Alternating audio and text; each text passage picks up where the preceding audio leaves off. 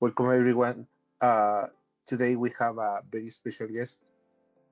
We have Tino Kornitzky. I spell well, so it's Tino Kornitzky. Yeah. Okay, Yes. awesome. Also known as Syreno, right? Yes. Yep. Yep. Okay, so Syreno is the UK champion, cEDH champion for this year. Yes. So he's a very special guest. I mean, basically, we thanks him to be able to do this interview and talk about different aspects of cEDH. So, Tino, welcome. Thank you so much. So, the first thing is just ask you to introduce yourself. Yes. First of all, thanks for having me. And I'm Tino.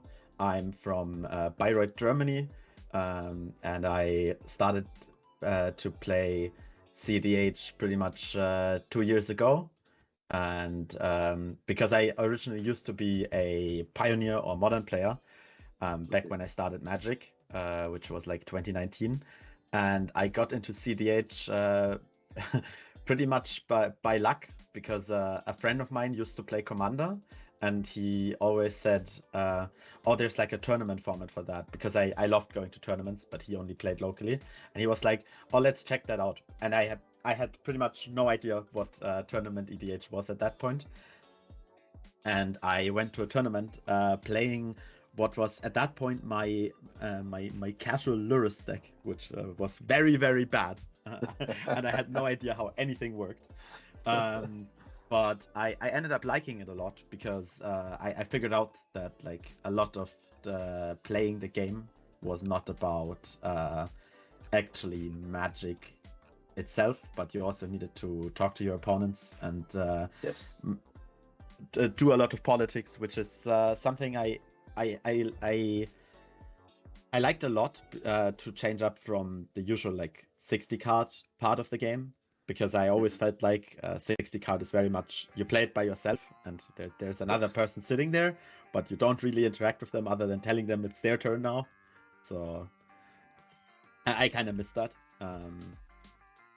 So it was something very new to me. And then in February 2024, I started playing my first like actual tournament. It was in Germany, and I had no idea what I was doing, so I just copied a Kinnan list from I think at that point it was like there was no EDH top 16 and there was no database, I think, or something like that. So I just took it from like some Moxie link I could find. It was also very, very bad.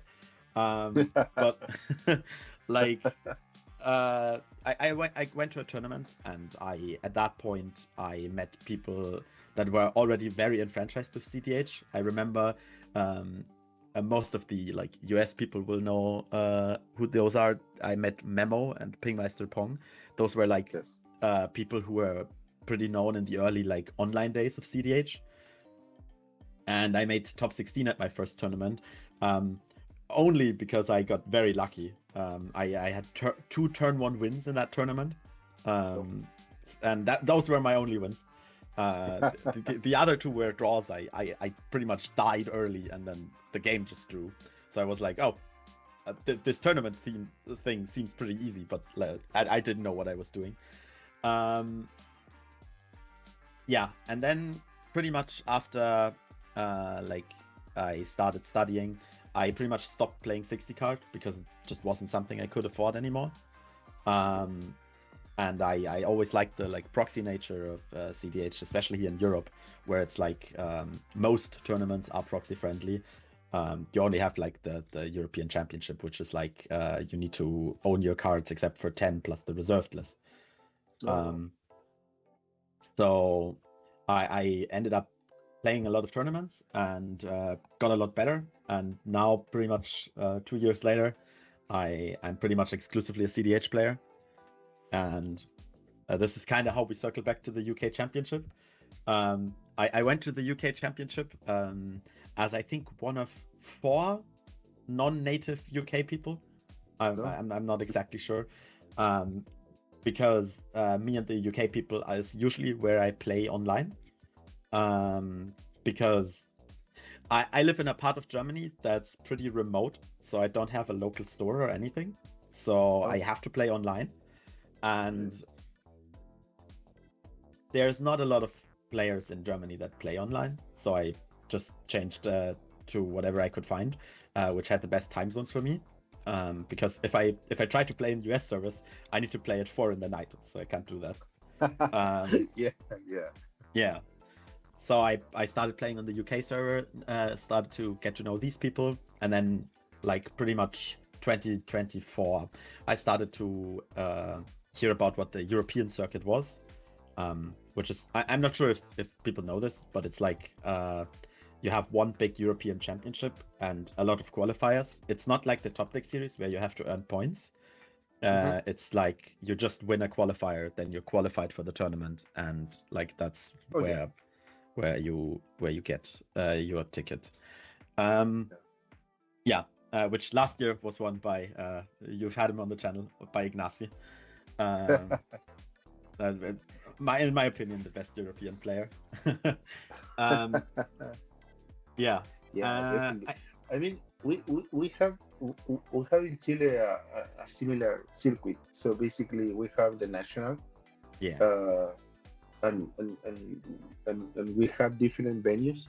So if you win that one of the tournament of those venues, you qualify for the national, and then if you win that tournament, you are the national champion. So I saw recently that in that same from Top Deck GG upgrade the UK championship to platinum. I don't know if you see that. So basically, and that is super cool because when Zach Adler wins the Top Deck GG Invitational, it's like the people. Some guys say on the internet, he's the world championship.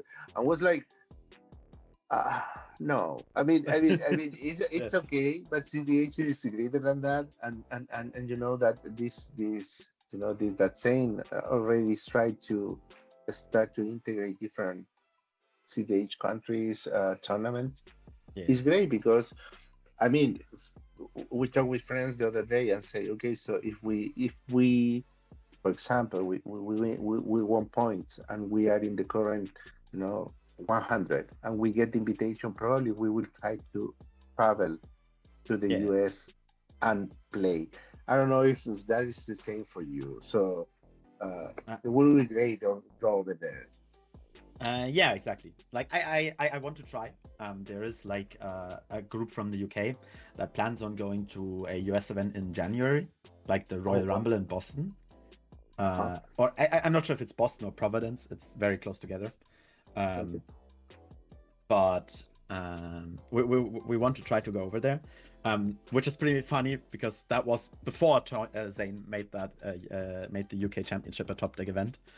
I have to say I'm probably not going to be able to do anything with the points. We made a calculation where like I think I would need to win the Rumble and play 2 other US tournaments to have an actual shot of qualifying in the Invitational. So it's like impossible, basically, because it's too expensive to travel to the US like 4 times. But I personally would love to see like a truly international thing, where it's like South America, North America, Japan, the Chinese, Australia. I've seen all these players around. Like I remember one of the big online tournaments was won by an Australian like a year ago, Top Deck Titans. And I also remember that during like last year and here in Hamburg, Germany, we had like 3 visitors from China who said they were also playing cEDH a lot there. So like there is these communities, they're just not connected, I think, which is sad. Yes, that would be great. Even if the game in, let's say, Japan is completely different from how I, as a European or the US people, would know it. It's like, it's still pretty definitely, because if you think, I mean, if we just talk about Blue Farm, Yeah. it's like one of the first guy, if not was the first, was Tremnek. Yes. Putting together Blue Farm and also pushing the fast version of Blue Farm that is the right now the most popular one probably. Yeah. With three card difference probably, but and that is outside from US. So it's and now all the hype about semi blue, rock trash, and that comes from Japan. So basically, it's a lot of things that are outside US, and as you say, it will be great to integrate in a more organic way. So yeah. So they definitely. I actually thought about this during the tournament because in my round 3, I ended up playing Matt Hayes, who was visiting from the US in the cEDH UK Championship. I saw that, yeah. And usually when I see Blue Farm in Europe, I expect them to be some sort of Tremnik variant of Blue Farm. And then not only did he tell me after like 5 minutes that he isn't playing Necropotence, which had me confused, he also then trick binded my Mirage Mirror activation, and I almost lost because of that. And I was like, okay, this clearly is not the Tremnik Blue Farm I'm used to. And like Stormkin Artist and all that stuff. And I was like, okay, I see that's an American list, and I got really confused because that's just cards I usually don't expect to appear. And then I was like, yeah, that makes sense, but like I just forgot that he's American. So talking a little about you, because I also moved from 60 format to cEDH, and for me at least is and you mentioned that it's that the political aspect of this format is unique, and in some way is so unique that it's very difficult to then come back to 60 format. Yeah. I saw 60 format, but I start to look at it and say, this is so different. We just play your cards. It's so little space to basically try to trick your opponent. You can bluff about it. You can, I don't know, but here is so many factors because the first things obviously is 4 guys in the table. So basically it's like you need to basically trick 3 other people. Yeah. And you need to make those deals.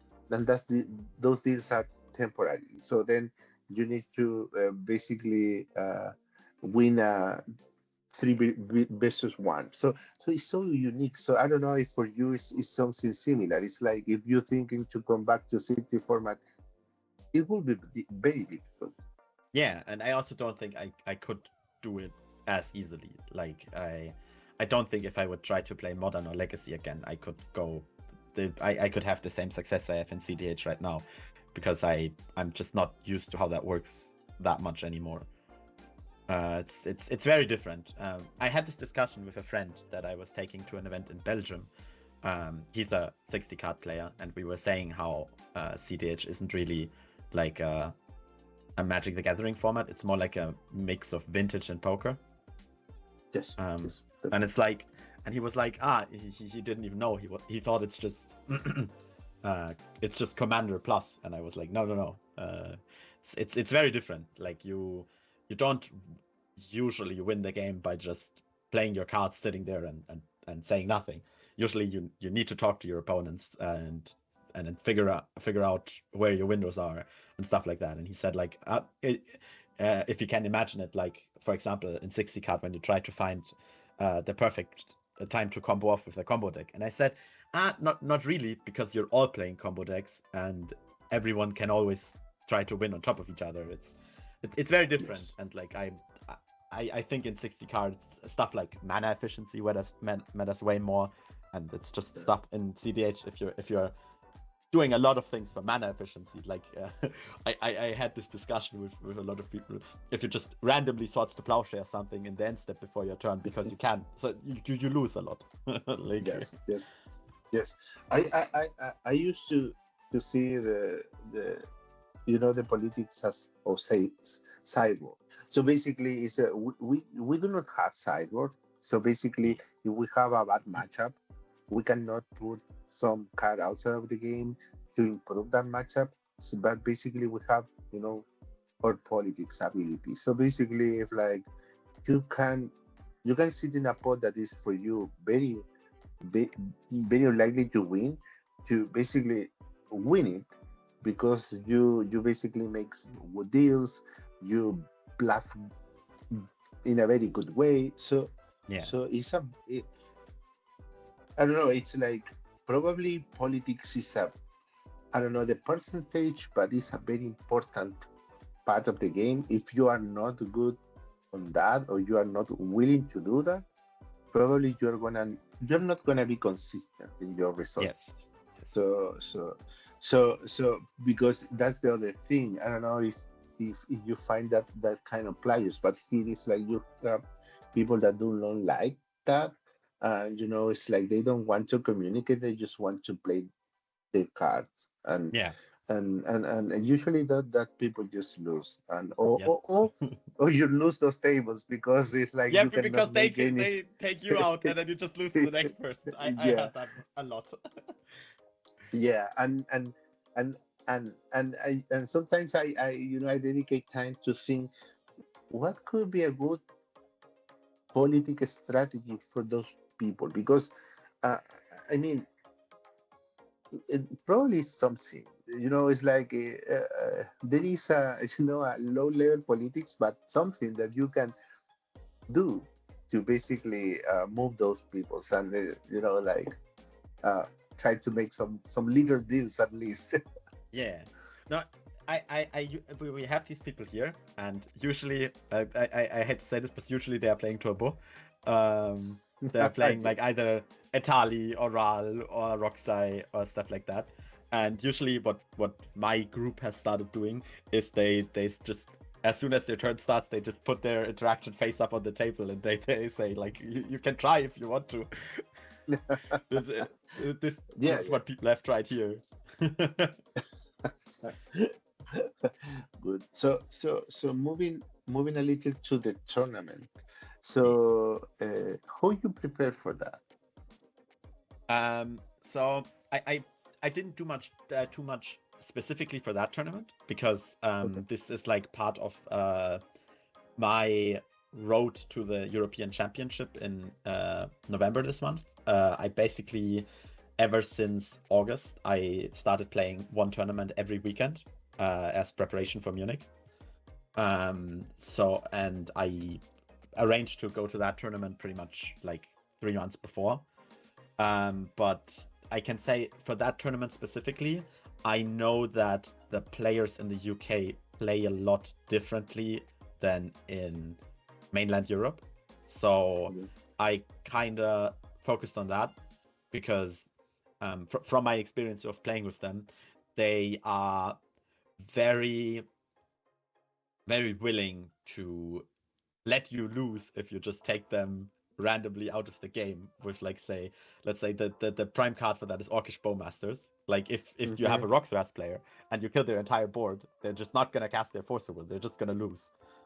Yes. So I focused a lot on not doing that to them, because I know they will just let me lose.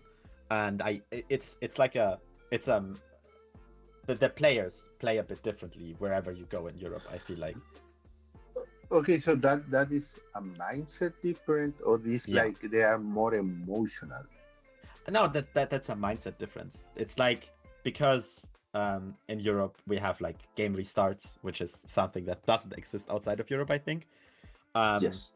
They usually just use all their interaction and try to force a game restart at the last minute as soon as they're out of the game, which is like why, in order to win games in the UK, what has been my strategy is to basically have everyone in the game, but then slowly outvalue them. I feel like to do the usual thing that like decks like Talion try to do, or Ishtola or something like that, where they just take everyone out of the game and then eventually win the game. It doesn't work as well in the UK, for example. Okay, I see. That is interesting. Yeah, that's interesting. So basically, and all this knowledge uh, was obtained by you because you played, online with them. Yes. Okay, okay, that's cool. Okay, so basically, your training was, you know, tournaments Yes. and games online with people from UK. Yes. It's like it's my thing. I know it's probably not like the best strategy. I just play a lot. I know there's some things people do, which is like, for example, I spoke to this with Freedom Waffle once, where people get like coaching, or people do a lot of goal fishing, or they um, talk to other people about their lists, or they play games in which they try to focus on specific things. And like I personally, I can't really do that. I just play lots and lots of games. But I Yes. know this is not the way everyone takes to getting better at cEDH, because it's very inefficient as well. Like sometimes you just lose 5 games in a row and you think, oh, I wasted my day today. Yeah, uh, yeah, yeah. But also, I believe that uh, I believe this. I mean, it's probably the best way because you are on the reps. Basically, your repetitive patterns. You test out the cards that you want. You face different decks, different situations. You practice every aspect of the game, but probably it's like, including by myself, we use other tools because uh, sometimes we cannot play. We cannot play the game. Basically, it's like yeah, we goldfish because that day we cannot gather with other people. So so so I am agree with you in the terms that playing is the best way to practice. um, but you have a team, you have a group of friends that is just CDH focus, where you discuss things about your list, about metagame aspects. yeah, I do. I think like the German group especially, like we have a group where there's just a lot of people. We have like a big WhatsApp chat, and like everyone just talks about stuff they find interesting in cEDH. And this is usually like the people I spoke about with ideas for decks or stuff like that. Not just for my list, but also for theirs. Like there's a guy in Germany that has very good results on Blue Farm, and we like started playing commandeer in that deck as well, and he absolutely loves it. And like stuff like that is just stuff we discussed as this group. I personally think like that also really helps if you have a big group you can discuss things with, because like Yeah. in the end, you're you yourself can only get this far. Like there's always ideas I think you need to get of other people, because um the other people together, they have played way more games than you ever can. So Yes. Yes. It's like use the hive mind. So yeah, it's like EDH top 16. Usually I say, okay, so it's okay to try to your own cards, try try try by yourself different cards. But if you looked at the data, maybe it helps you. You spend less time. It's like I want to prove that card. So check out if some different deck are using it, because yeah, sometimes if it's not present, it's probably because the people already figured it out that it's not gonna work. yeah, So that is right now is very helpful. We are in a very good spot about cEDH because we have different tools. EDH top 16 that I was interviewing Ryan Delaney the yeah, last week, and he says me that uh, he's working on more tools related with EDH top 16 that is basically show you data associated with uh, uh, the different cards that are depending of the deck is what cards are showing up in yeah, frequency, and different data associated with the tournament. It's not gonna be, just the tournament and the list and the top 16, whatever. So it's gonna be more data. So and now we have this tool that is playing nice Yeah. when you can track your own games. I don't know. We have so many tools that we didn't have 2 years ago, and all those things you can use to prepare for a tournament, basically. Yes. I actually, back when I started, Play Nice didn't exist. Back then, I used Freedom Waffles. He had like an Excel spreadsheet that was shared everywhere. I still use this, like back when I started getting into cEDH, and that was like the only tool available at that point.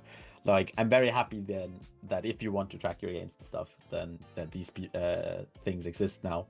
I personally don't do it, but like I know a lot of people do, and it's very helpful. It's amazing we have all these tools by now, because you can do more than just trust your feeling, and sometimes it's very, very wrong, like what I did back in the day. Yeah. So okay, so I want to move to your deck list. Yeah. So as you can see, this is something very good from EDH, that now when you click on the list, you already saw the list that won. So basically, if you make any modification, I mean, you didn't see in this window, you need to basically go to your original source if you make any modification. So the first thing is that your record was basically 3 wins, 0 losses, and 3 draws. So that was excellent. Congratulations, it was great. I mean, the first thing is these 3 draws, you have one. Any of those was intentional draws, or was really? Yeah, there was one. We drew in round 2 because so the way the system worked is there was a lunch break after round 2, and we figured out that there's a restaurant we wanted to go to, and then 3 of my friends and me got into the top pot, and we figured, okay, we can only make that trip if we draw right now to the restaurant, and we just drew and went to the restaurant. But the other 2 draws were played out draws. I think both of them were actually due to time. I didn't take like any draw offers in the game, because usually I even with draws being like me having 3 draws, I don't try to like force a draw in a lot of games. I usually always still try to win most games, especially with my deck, because my deck is very much a deck that doesn't win first a lot of the time, and it's like you need to be ready to sit there and say, no, I'm not happy to take a draw on like turn 2 North from Rockside, and somebody has a pact of negation they can't pay. I'm like, I'll hope that North doesn't get there, and like I hope I still get to play the game sometimes, because if I don't, I have tournaments like I had before where I just go 1 win and 4 draws, and I get like 20th and I don't make it. Yeah. So that situation with pact of negation is very weird. So here in Chile, we have a special rule in our tournament about pact of negation. So basically, if you are the one that is trying to win, it's okay to cast the pact of negation, because it's basically you are taking the risk. So if I win now, or I mean, if basically my pact resolves and I didn't win, I lose because I take the risk. But it's not allowed that the other opponent cast the pact of negation if they cannot pay. Yeah, so basically it's like if they have the pact of negation, they cannot cast it if they cannot pay. I mean, it's very special rule. I don't know. When I talk with other people, is some people say, okay, maybe it's a card that should be banned, because it makes these different rules that are not related with Magic itself, and it's a little complicated because it drives to those intentional draws. It's Yeah. like I show my part. I didn't have any other plan in my hand. I just kind of stop you, and that things sometimes are a little unfair, I guess. Yeah. So, so I don't know. It's a complicated card for sure.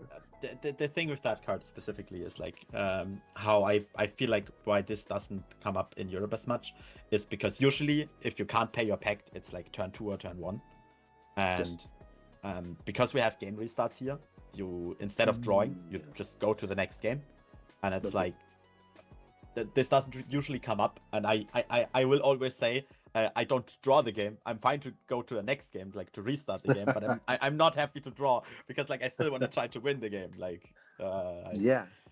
I don't want to do that. I believe that also, like have this restart modality, Yeah.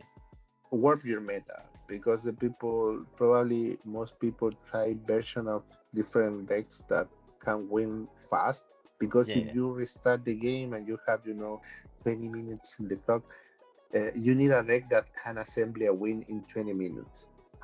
Yeah. That doesn't really come up though, because if there are 20 minutes okay. left on the round, people will just be Okay. like, no, I don't restart. I just take a draw because my deck can't win in 20 minutes. And like, okay. yeah, like because you can always like argue about I want to take a restart, I want to take a draw. Like everyone has to agree to everything, and sometimes that discussion also fails that someone just wins. Like that also happens. Yeah. Oh, that's interesting.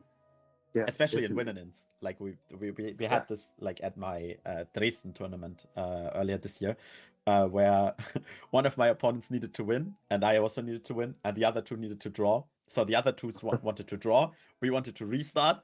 We couldn't like agree. So one guy just won because nobody cast their interaction. Okay. I see. That's fun. Yeah. Yeah. Okay, so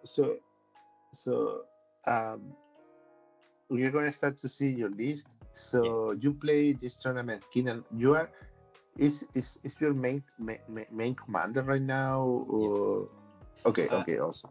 I used to play Kinnan when I started cEDH as like my first real deck, I want to say. I don't count Lurrus.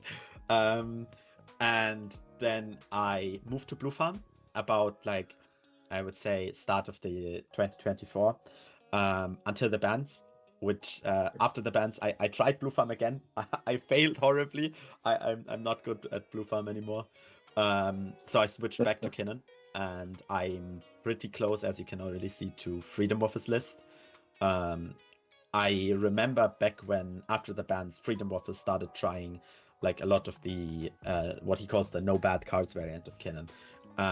I played him a lot on what was at that time there was an international cEDH Discord that was sort of growing, and I played him there a lot, and he used to just test cards, and then I used to test different cards, and I remember in the end we both ended up on like sort of a similar list, and he started winning a lot of tournaments with it, so it became his thing.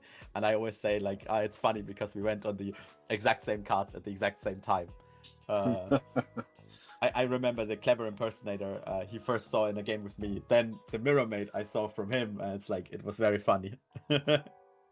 Yeah, that was a very very good move. So basically, it's like pre-ban, all the clones pointed to the oxide. So right now, all the clones pointed to risky study or smothering tide. So yeah, so that was a very good move. In the case of Kinnan, you have that Clever Impersonator, is landed by the ability. So basically, it's like it's a clone that can enter from Kinnan activation, and that is super cool. And That's also, super good. most importantly, from your creature tutors. It's like you cast Finale or Nature's Rhythm for 4 and you get Heuristic Study, and like that's like if there already is one, but like that's very very powerful. I've used this a lot because usually if you put down Seedborn or Consecrated Sphinx in that spot, it just gets countered. Like yeah, I mean Kinnan, like Seedborn or Consecrated Sphinx are those cards that you cannot politic that. It's like Yes. it's not gonna happen. But as you say, basically it's very similar that what happened with besiege to the mirror. That when you besiege and you bargain the card, and you say the people say, okay, so you are gonna try to put necropotence, and they say and you say, um, I don't know, because if you search necropotence, it's no way that that is gonna result. Yeah. And you change that for the one ring, and the people say, okay, that's fine. So Yeah, it's exactly. something very similar here that you mentioned. Clever impersonator give you space to clone something very good, and don't put this card that probably is not gonna work the table against you. Yeah, exactly. Like if you have a seedborn muse or a confix out, you better win or have a lot of interaction, because otherwise you're gonna explode. I have had that happen a lot to me already. So yeah. Yeah, so I know that you're on G Fantas. That I saw that Freedom Warfare was on that card recently. Also, I mean, recently is probably 1 month Yeah. ago. That is for Basad Monolith, but also you're in Trophy Mage. So no, the Kinnans are on Trophy Mage. Yeah, like the reason I'm on Trophy Mage is because I found what I needed my deck to do when I wasn't running it is like I needed to be able to put a win on the stack if I wanted to, because my like sometimes I got into situations where I had a creature tutor and I was like, okay, I can get Hullbreaker here, but then I don't have a spell that I can cast anymore, or I don't have 2 rocks I can loop or something like this. And I was like, but now is pretty much the opportune time where I can go for a win. And I just still needed that way to be like, okay, just get Trophy Mage, cast Basalt, and like that's the way I'm sending it. I know it can't be flipped off of Kinnan, but like it's just like a piece I found still useful enough to give yourself the window you need to. It's also sort of an outlet sometimes, because you cast if you get Trophy Mage and then you cast Basalt and then you need a way to convert your mana, you can, and you have a clone in hand, you can just clone the Trophy Mage again and find Mirage Mirror, and from there make infinite colored mana and then win the game. So it's like it's just made life a lot easier. I know not everyone is on it anymore. I had different Basalt tutors for that. Like I'm not on Fabricate, I'm not on Moonsilver Key, I'm not on what's the new one called? Scour for Scrap or something like that. No, yeah. I know some people like those. I personally don't, because they're just like, if I have 2 of them in their hand, they both do nothing. Like it's and I can't send a win right now. Like they just both don't do anything and sit there, and I hated that previously. So I replaced them with what I think are better Basalt tutors, but we're gonna come to that later, I think. Yeah, definitely. But also, like Trophy Mage is a creature, so it's difficult to, it's more difficult to interact instead of Fabricate. So that's an advantage, definitely. I mean, the other card that and we talked very briefly by X about it was Emrakul. Yes. So when I saw Emrakul, because in the deck that I play Glorb. And in Glorb I also play Emrakul because I like because it's like the mid-range card. So basically this is gonna be this is an ability that is when you cast. So basically is the people need Lucius Sacrifice, a Stifle, Trickvine, those kind of cards in order to like stop your intentions. So when I saw your list, I say, okay, so he's pointed out he's basically in the mid-range hell. He's gonna basically win using all the advantages that one player already have. So tell me a little more about them, Emrakul. So this is actually how I won my finals, pretty funnily. We were in a game. It was Francisco Malcolm, Timna Kodama, and Roxras, and we we're in a position where like both the Francisco player and the Timna Kodama player were like both kind of out of the game.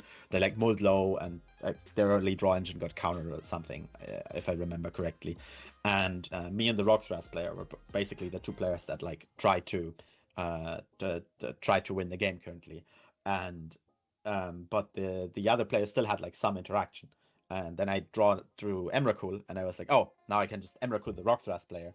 And when I get to the Rockstars player's turn, I can just send a win on their turn, which was Underworld Breach, mill the other two opponents and the Rockstars player out, and then just activate their Fairy Mastermind and win the game that way, because everyone else loses the game.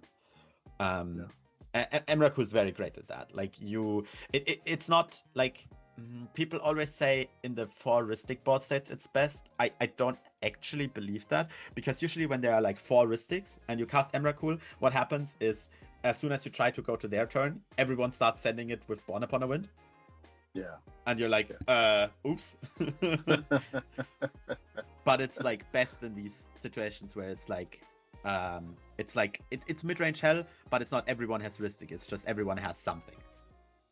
Like if everyone has 100 cards, then usually Emrakul doesn't do it either. But then no card does it, frankly. Like it just usually draws out. Yeah. In those situations, it's basically you are. It's a way to pick you are wrong win attempt, basically using the cards of someone else. Yeah. Like it, and it's also like important. Emrakul is a difficult card to play because you always need to find out who you can target. You need to find out if you can actually win yourself the game with that turn. Famously, never Emrakul a Tibet player. That doesn't work the way you want it to. Because they have no win con that you can win yourself the game with. They have Thassa's Oracle, which wins them the game. They have Tibet Time Thief, where they take extra turns, so you don't have control of them anymore. And they have Teferi Kitten, which can work, but it's very speculative to say, okay, they might have Teferi Kitten, so I should Emrakul them. It's very dangerous. I've done that once I first started testing the card, and I've realized that is probably like one of the worst decks to Emrakul. Yeah, definitely. I mean, and the good thing in Kinnan is that because the ability of Kinnan, the activated ability, is a May. So basically, if you saw Emrakul in the fire card, you don't need to put on play. Yeah. So it's a completely fine card. So I was very happy to see Emmy on your list, and that you win the final using it. So that was great. Yeah, I also have to say something funny here. I'm not sure if this was related or anything, but I looked at Zach Atlas Kinnan list he has on his Mox field after the tournament, and I saw he put Emrakul in, and I was very happy. Oh. Nice, very nice. So in rest of the other creatures, the package is very common.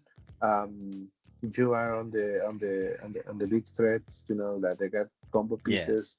Nesaha, the Colossal Sky Turtle that, some guys are on it or out, but it's excellent. Basically, it's a 6/5 flying War 2, but the both channels ability are great. It's a bounce, and the other one is it's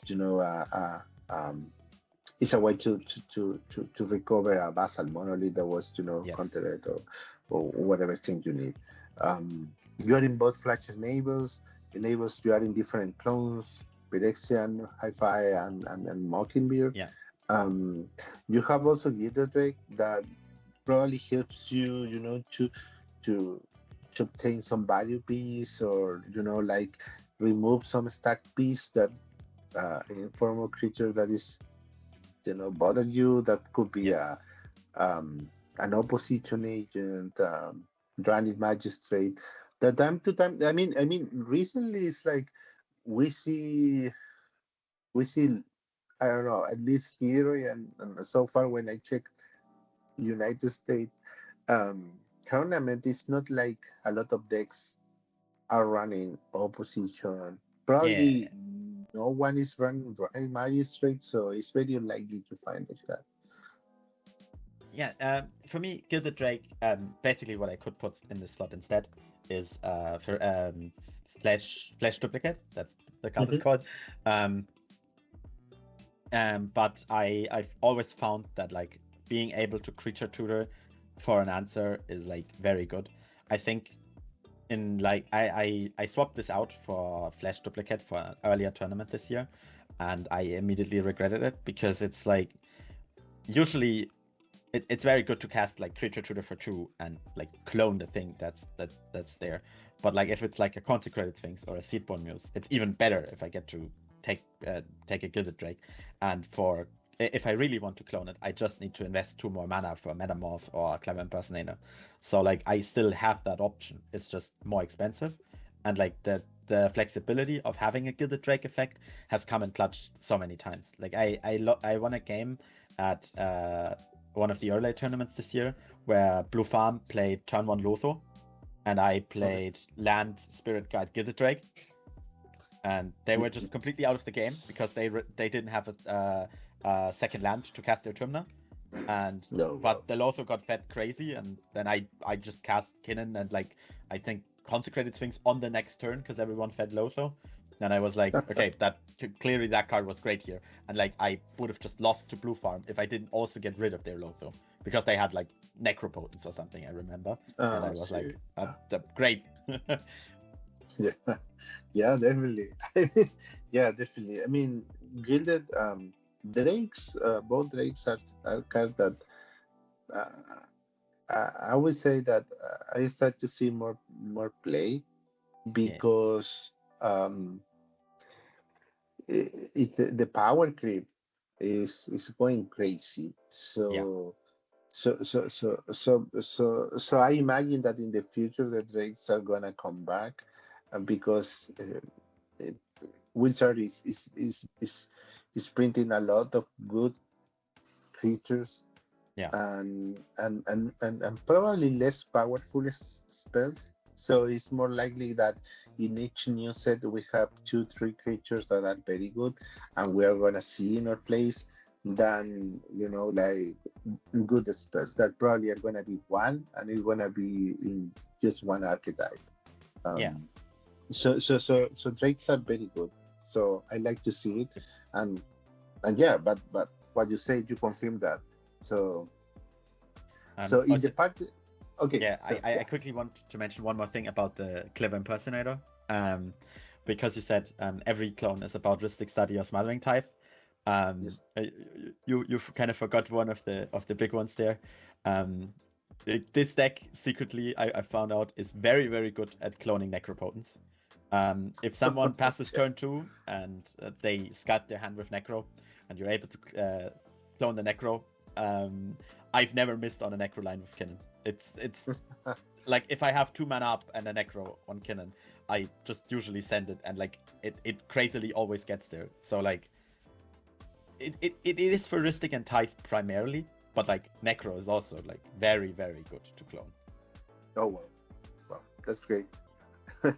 Yeah, because right now the pattern is like Necro, refill, and then maybe a second Necro that could be an all-in, but some decks have a second refill for in the turn 3-4 start to win. So basically it's gonna give you a lot of space to use that Necro for you. So yeah. Yes, and usually nice. Like they need 1 turn with the Necro on the field, which is the exact point I want to clone it, and it's very great. Okay, cool. So in sorceries you have the classic ones. So 3 tutors that are the best one right now. Finale, Nature Reading, that is a double tutor. You have Green Sun Zenith that also helps you with your lines of Fairy Mastermind. So basically you have these 3 ones, and then you have just Good Artifact, that is a classic one to find basically the artifact that you need to win. So here is the classic sorceries that Kinnan running, and then you have some spicy touch in the instant. So I ask you, And I hope that here you're gonna go more deep in intuition, Yeah. gifts and givens, because it's very spicy that. Yes. So, intuition and gifts and giving are basically my better versions of like fabricate or scour from scrap. Because the way they work for me usually is they are very flexible tutors, which this color combination usually doesn't get. Usually you can only tutor creatures or an artifact, but with intuition you can basically tutor everything. First of all, there is like a clear pile you can do if you try to win the game. You can do Shifting Woodlands, Basalt Monolith, Colossus Sky Turtle, which is which for Shifting Woodlands always guarantees you Delirium, because you put an enchantment, a creature, an artifact, and an instant, intuition itself, into the graveyard. For that, you need to have a forest on the battlefield to do that, because otherwise your Shifting Woodlands will come in tapped, and it's very awkward. But usually that's the pile you can go for when you try to win the game. With Gift Ungiven, it's even easier. You can still also put your outlet in there, which is usually like Nature's Rhythm or something like that, because even if they put it into the graveyard, you can still use it as the outlet, because it also does something from your graveyard. But what I use it more often than not is like, you can usually use your intuition to grab like 3 different draw engines. You can, like, if there's a Ristic, you just grab like Ristic Mirror Made Copy Enchantment. If there is if you're casting it turn 2, which happens sometimes, I can get a Ristic Wandering Mystic Remora or something like that, which is arguably worse. Like you will always get like Mystic Remora, and it's like sometimes it's not the best, but it's just so flexible as to what it does. Because also, if they don't give you Basalt Monolith and they give you like the Sky Turtle, it's a win that's very hard to interact with, because you Sky Turtle back the Woodlands, play the Woodlands, and make it into a Basalt Monolith, and their counterspell didn't do anything because they let intuition resolve, and that's the last non-creature spell I was casting. Okay, so that's super interesting, because it's like you have 2 ways that, I mean, any deck of that run intuition and gives is value, but also you have piles in Kinnan, and Yes. that is interesting, because if a Kinnan cast an intuition, it probably is going to resolve, because the people don't have in mind Yes. the Kinnan piles is not something Yes. that you see. So that is super interesting. It's a very different, and I see what you're saying. Yeah, and usually people wait too long with their counterspells, because they want to see the Kinnan intuition pile, and there's a little secret to that. What they probably should give you is Basalt Monolith in that pile, but they never do. It never happens. You always get something else. You either get the Woodlands or the Sky Turtle, because they're like, oh, I don't want him to get Basalt, and I'm like, sure, that just means your counter does nothing. Yes. Which is great. Like then they've waited too long. Like all their counterspells just died. Of course they can still remove Kinnan in response to the activation, and like there's still points of interaction, but like I found them to be way better, especially because they're an instant, so much better than Fabricate, for example. Because usually what the way you can guarantee yourself to not win the game is on turn 2, go Fabricate, tutor Basalt Monolith into hand, pass, and it's like, sure, but you're never gonna win that game, because people will be very aware what you're gonna do next turn. Like, yeah, definitely.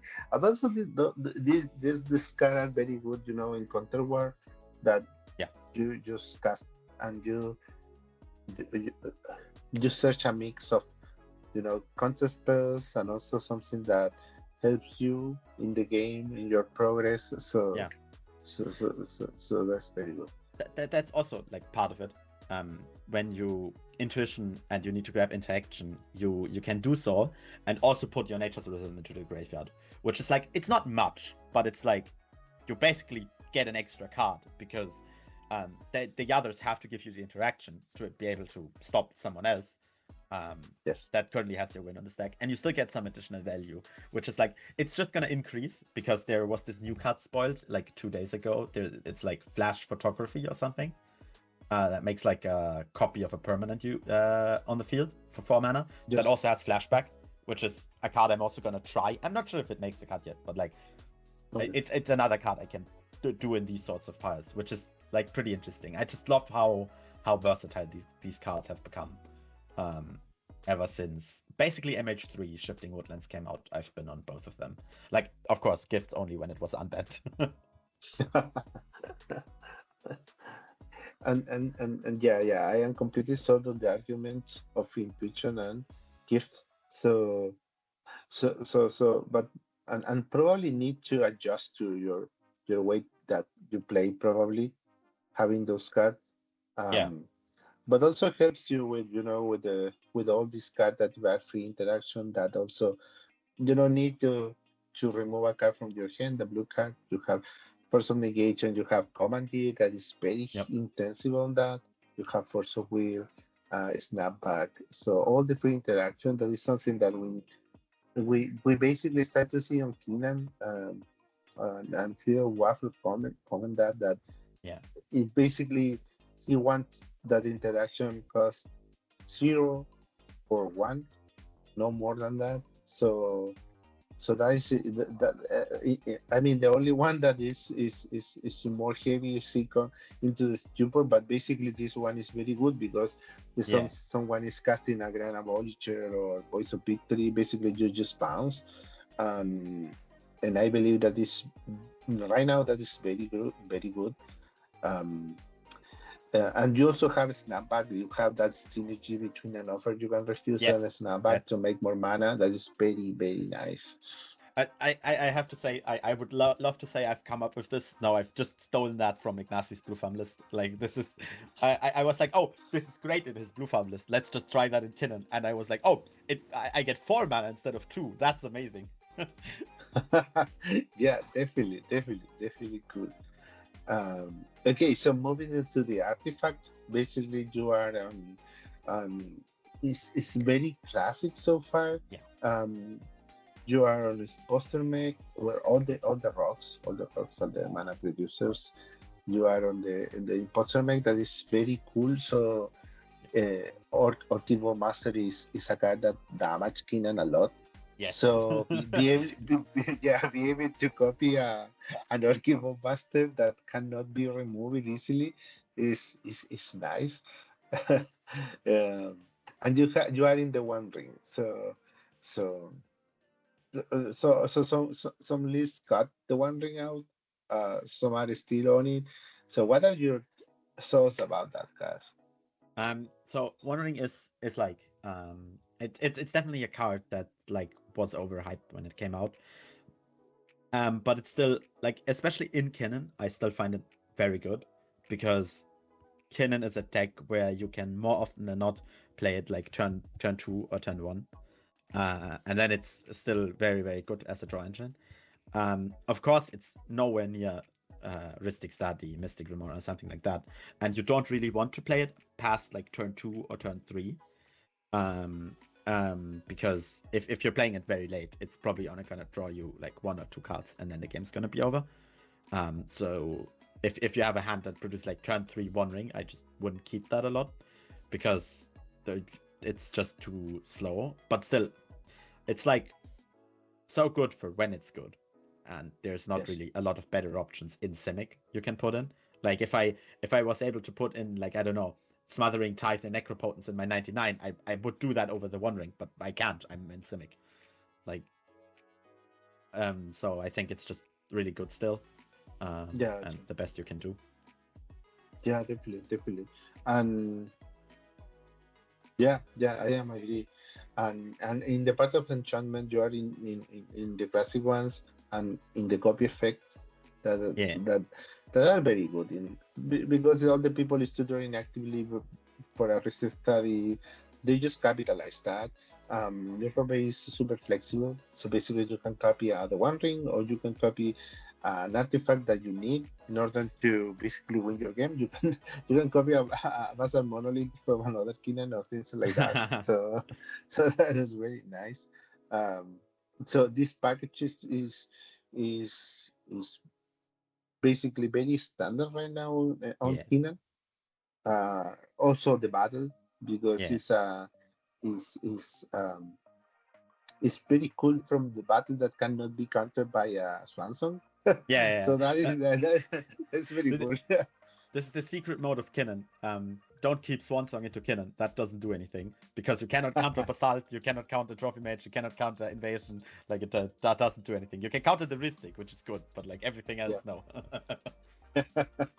Yeah, yeah. And in the land package, uh, well, okay. So basically, you're in shifting woodland. That obviously is okay because you have this intuition package.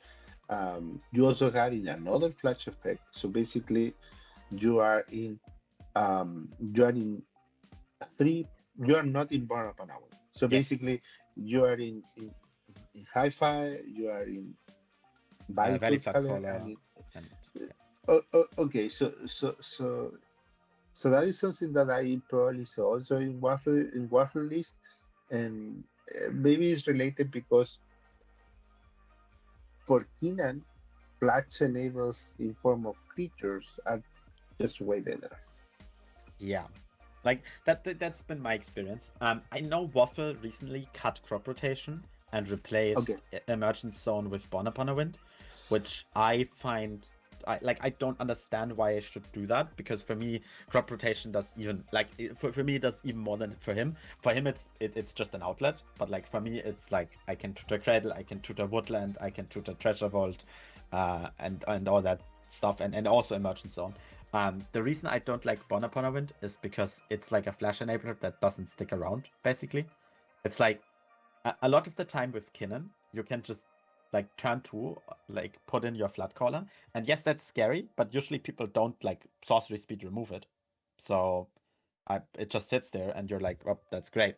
But like with Born Upon a Wind, I actually have to basically I have to use it, and once that turns over, it's not usable anymore. So it's like it's part of that being like only for one turn, and also being part of like me wanting to play crop rotation and him not really seeing the use of that.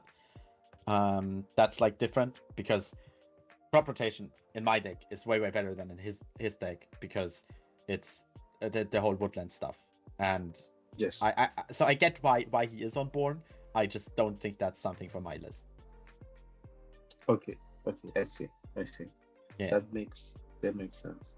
And the rest of lands, and the classic ones and Simic. Yeah. So looking your whole deck. So what cards are you thinking that change because they underperform, so you don't feel well right now in your list? So the first card I always am on the fence about, and it's like always the card. There's a meme in our group where it just goes in circle of like add copy artifact, cut copy artifact, add copy artifact, cut copy artifact. Because this is always what I end up taking out to test new cards, and it's like I always do that, because it's just like, as a floor, if you're not copying like Wishclaw or One Ring, what that card does is like it's essentially just another mana rock for 1 in the blue, which is fine, but also it's just fine. Like it's not something amazing. So I think about that a lot. And also this might be crazy, but like I've started to experiment with not playing Seedborn Muse because of the exact problem that I said. Like usually it makes you it can't be politicked with, because if it sticks around you just win. So with that card, it's like, because my deck is really not good at spinning Kinnan, and it's intentionally not built that way, I've thought about if I can do without Seedborn Muse, because the way when Seedborn Muse is really good for me is when I can play it in the late game and I only really need like 1 untap to win the game. But if I play a turn 2 Seedborn of like mana I drop from my hand, people will say, oh, he's gonna win soon. But usually how my deck's built, I can't actually do that, and I just become a removal magnet, which doesn't do a lot. Like I'm still on it for now, but like I know that Comedian in his like Abomination Kin or whatever he's calling it, Yes, I don't remember. He's like off Seedborn Muse and Consecrated Sphinx. I wouldn't go that hard on it, but like I see why he does that, and it's still something interesting I want to consider. Saying that, I haven't changed like a card in the main list for like 5 months now. I've always tried cards, put them in, put them back out, and been like, I don't know what to do here. So like that, and also I thought about Green Sun Zenith a lot, basically because there's gonna be Cabbage Merchant and what's the other new guy called? The Rockthrash card that was spoiled. The prize card for Jean-Manuel Deprat. Yes, the one that will tap a permanent and is like a survival of the fit. It's a survival, one-time survival. So basically, enters to discard a creature and you search for a creature. Yeah. Yeah, and because of that, like I won't be cutting Green Suns in the near future, but like in this current list, I've started to notice that Green Suns is always like, oh, I have a creature tutor, great. Oh no, it's Green Suns. Oops. Yeah. So the strength of Green Sun Zenith is when you look Fairy Mastermind is something that helps you to draw the whole deck and kill everyone in a fast way, or more than in a fast way is just say, okay, this is the shortcut. Yeah, but for that you have endurance anyway, so like I don't need both. So it's also like you can do a cool trick to explain to the people that they can't do anything because you just flip in the endurance so they can't counter it when you have infinite mana, and you can always discard your hand into Nessahal with holding priority, and it's like usually people are like, oh, but what if I can respond to the Mastermind, and then you tell them, no, you don't have any permanence, and also I don't need to cast spells. Yeah, I mean the Gavage merchant is gonna be super popular. Yeah. So Gilded Race is gonna have more value. Because for sure. you're gonna find that card a lot. The thing I don't like about it is like I recently started thinking about it because I found out that the set releases the week before the European Championship, so it will be legal for that. So I will need to test it. But like there's some issues with that in Kinnan because it's a human, so you can't flip it in. It's also its mana ability does not work with Kinnan. So if you tap 2 foods to add a mana, you don't get an extra one from Kinnan, because it's like with Relic of Legends. You don't tap a permanent for a mana. You tap a permanent to pay the cost of an activated ability that nets you mana. That is not a mana ability. It is a mana ability, but it's like a weird one where it doesn't count as a permanent being tapped for mana. Yeah. So I'm not quite sure if that actually is. Like, I'm gonna test it, of course, but I'm not sure it's as good in Kinnan as it is in, let's say, Dagos Thrasios or something like that, where it's just like Slam Dunk or TNT, where it's like, okay, obviously you play that card. And for Kinnan, it might just be that it's another removal magnet, because unlike Smothering Tithe, if you kill the Cabbage Merchant, all the mana goes away.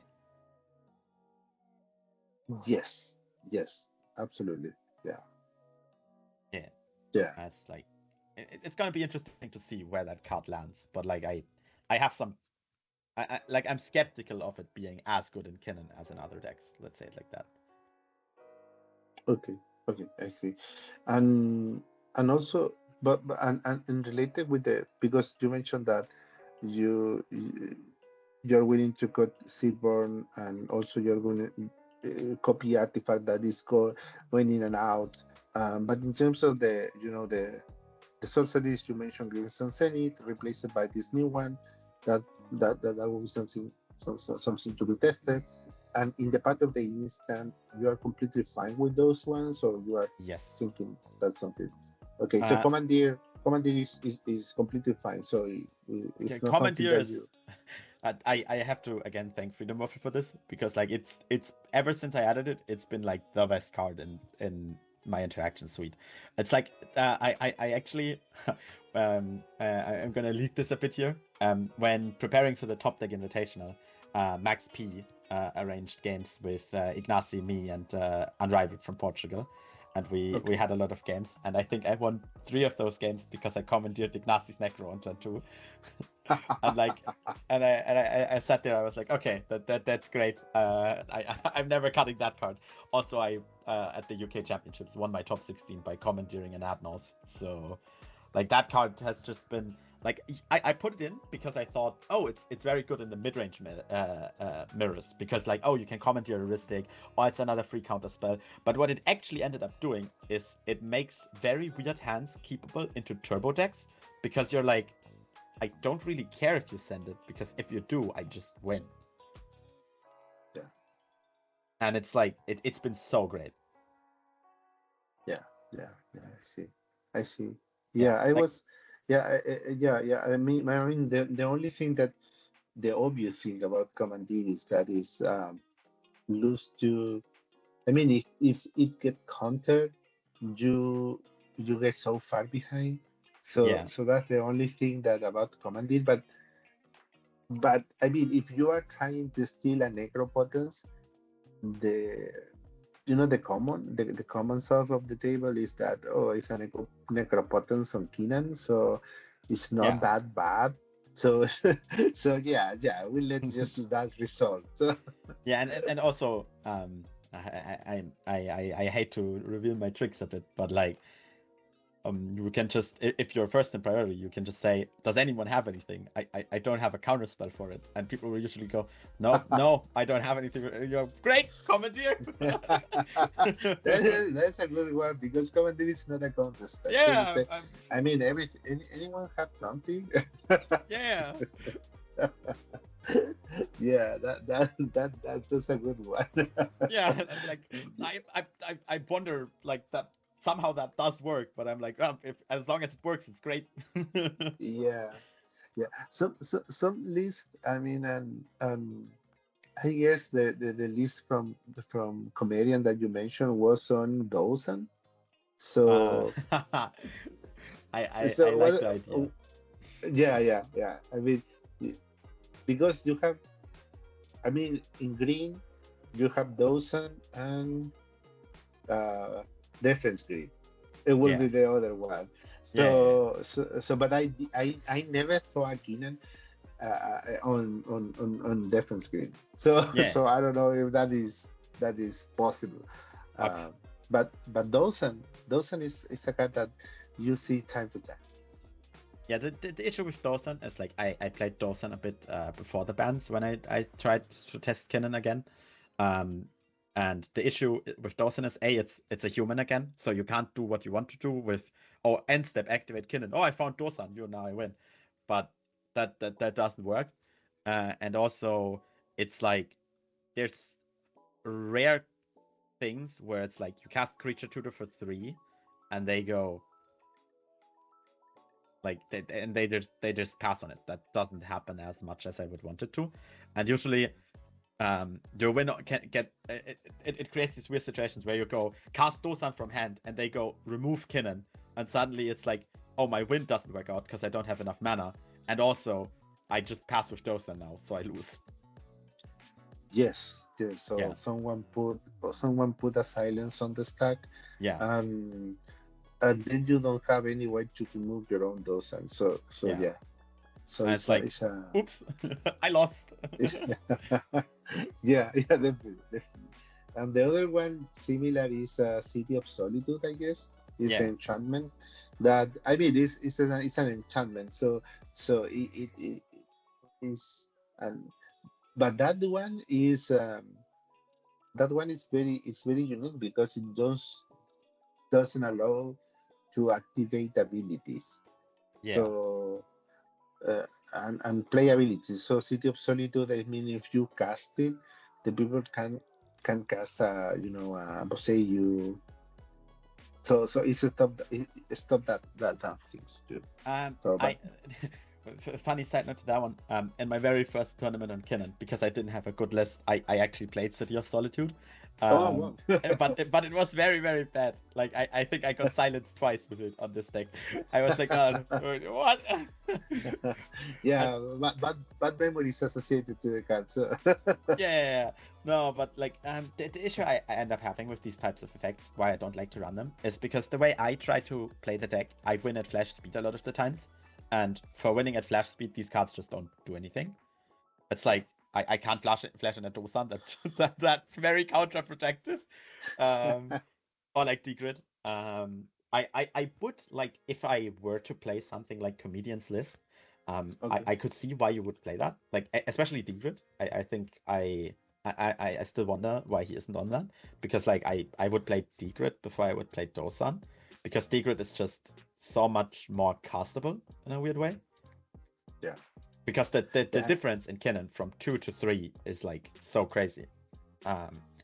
Because usually how this turns out with Kinnan is your usual Kinnan hand is like land, dork, pass, and then turn 2 you play a land and you play Kinnan, and then you have your dork that taps for 2, and like in case you have a turn 3 win and you're against 3 slow decks, you can do the crazy thing of Degrid pass, but like, which isn't great, but like you could in theory do it, and like this is how it ends up with a lot of things.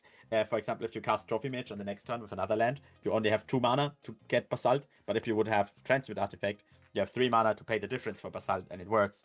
And it's like a lot of the times that the mana cutoff in Kinnan is like from 2 to 3. It's actually so much, which you don't notice, and if by just looking at it, it's like very weird. Yeah.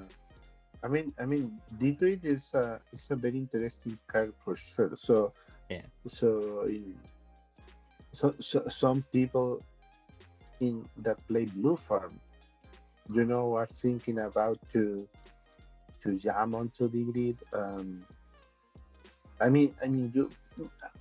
The recent list of Blue Farm are going in the full silence mode. So basically, they have the classic one. So Grand Abolisher, Voice of Victory, Silence, but they are including Orinchant, and they also are including Flamescroft Celebrant that have in the backside, have the silent effect.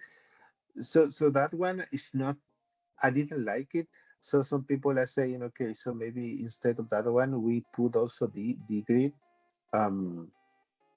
So because the pip, so basically it's two colorless pip, so it's super easy to cast.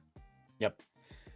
Yeah, I've seen Degrid in Blue Farm. I think Joseph Stacko on the Blue Farm Discord keeps talking about it. He's like, he really wants to put in Degrid, and I've seen some of the German players put in Degrid, and I have to say it's very funny when inexperienced players play Degrid, because a lot of funny things happen. But I like it in Blue Farm. The only issue I have with it is if you're sitting, like if there's a big mana deck like Rock Thrash or Kinnan sitting behind you, the worst thing that can happen is like you have a win attempt that works with like you cast Degrid, cast Breach or something, and then that deck sits there and has like a Boseiju or something, and just and can back it up because they can pay for their Force of Will just 3 mana, and you're like, okay, now my win is stopped, and it's like very weird because it's a silence effect that only really guarantees you to win early game in a weird way. Absolutely, yes. Because like if you play against a Kinnan, they might have like 6 mana lying around. Yeah. So they just pass on Degrid, untap next, and they use their 2 counter spells to stop you and pay 6 mana, go to their turn, and now you have a Degrid and it's their turn. Yeah, absolutely. In that way. Yeah, in that way, the Celebrant one is more like in the moment. So if I didn't win, just okay. So also, I'm agreeing with you. Also, whenever I have to laugh about the Celebrant a bit, because actually the German players always used to be on Orange Chant, so I was already used to that. But the Rebel and Silence is very funny because I see a lot of people always cast the front side if they don't have anything to do, and I'm like, why? No, but I agree. Like the lots of silence effects are pretty good. But what I've also like kind of realized with silence effect is like they're not as good into Kinnan as you would hope to. So I like if they are on more silences, because that doesn't do much against me personally. Because usually if I try to win, it's like cast basalt, and then it's already too late for the silence effect. Yes. Yes. Yes. And usually you don't get upkeep silence. That rarely happens. Yeah. So that you mentioned about the German players, already in Orange Chan for a while. Yeah. It reinforces the idea that cEDH is more than US. So because if we tend to see because they have more tournament, it's basically we go to ADH top 16 and we saw this list on our enchant, and it's like, oh, that's new, but it's not new. You already have people around the world that are already that. Yeah. And that is super cool, and hopefully we can move to integrate that in a good way. Yeah, like to represent, the regional differences on these lists are like something I always find amazing, because it's like you end up seeing these things that are like, for me, when I play against, like, I don't know, Blue Farm or something, it forever meant it was like a turbo deck that can also play the mid-range game. But for the US players, a lot of the time it was a mid-range deck that can also do the the turbo thing. And it's like, yeah, it's so interesting, because it also tests your, like, as a player, to realize like what it is your opponent is doing. Because for example, back when I started, a lot of Kinnans used to be turbo Kinnans, where it's like they play like 15 different outlets, and you're like, and they always turn to basalt, and usually when I sat there and like didn't do anything and played heuristic, I just got ignored for 100 turns, and I'm like, how is this happening? Like, and in the US there already used to be like Wounded Satellites old list, where they flipped in like Void Winner and stuff, and people kept telling me like, oh, are you not on Void Winner? Are you not on Perplexity Chimera? And I used to be, and I said, no, why would I play those cards? That's not what my list does. And it's very interesting, especially with the top decks. It's like the same with Rox Ras, honestly. The whole breach thing didn't become a thing until very recently. Everyone used to be on this Simic build, where it's like you don't play red lands. You only play like all the weird land tutors. Like they always used to be on Tent with Discovery and what's the other one? Reap and Sow and like stuff like that. And it's like, yes. Now people started playing Breach in that tournament as well, and people were like, "Oh no, it's they play Breach." I didn't expect that. I was like, "What?" all the US just play it. Yeah. I guess that the one that pushes more the Breach version was Wounded Satellite, I guess. Yeah. Because yeah, Vision. Yeah, because the other guys was more in the version of Sunblack. That was like like Oboro and all those. But that deck is like, each week you wonder what is the new tech, because it mutates so fast, and they test so many things, different things. So it's like, it's a very weird deck. yeah. And especially it's like, for me, it's very weird to always know what's going on. I actually played a tournament of Roxras at like one of the events we had here, which was a more casual event, to be fair. But what I used to do is I played a Simic version with Collector Roof. And that was very funny, because people always weren't expecting that, and it's like there's a lot of fun things you can do with the list. I don't think it's the most optimal, to be fair. I personally think that's somewhere in the Breach version, but yes. there is so many different things that they can do. I remember Lemora's cards also trying stuff like Generous Patron, which I've also tried in Kinnan, which is pretty funny. To like somewhat decent success, but I hated running all the like Displacer Kitten cards, because I just think that card's not very good. Yeah, and it's interesting to see. Like that deck is I think not yet very far from solved, which is very interesting to see. Yeah. Okay, Tino. So just we have been talking for 1.5 hours. So Yeah. so it's time to let you go. So before that, I want you, because there is, like, some, we have bans at the end of the year. So there is, there are noises of ristic study, and maybe Tassa's Oracle bans. So what are your thoughts on that, or what card do you think to be banned, or we do not ban anything? What do you think? So from what I've heard the same rumors. It's like, to be fair, the bans are also aimed towards casual, and I can see banning Tassa's Oracle and casual, like, that doesn't matter, honestly. But like for cEDH, I don't think Tassa's Oracle, like, banning Tassa's Oracle does anything, frankly. It's just making lines weirder, which is like, sure. I don't think that card needs to be banned. It's like, I don't get, like, why that card should be a problem. I don't think any deck really does the Turbo Oracle thing anymore. Like, you could discuss banning Tassa's Oracle back when it's like the best out to your Flash Hulk pile or something, but like, I don't think that's anything anymore. And like Ristic, I've heard it a lot. Like, it's a difficult topic. People always said, oh, you need to ban Ristic or unban Dockside, and it's like, yeah, you can't ban Ristic. I don't have anything against that, but I also don't think it, like, needs to go, because there's a lot of games where it's like, people tap out for Ristic and die. It's there's still Turbo that exists. There's still play patterns that can be done with a Ristic study. The game only really becomes unplayable when you're like the only player without a Ristic study. That's like the worst part of the card, where it's like 3 players have cloned a Ristic, and you're sitting there on like your Naya Rocco, and you're like, okay, like, I can never win.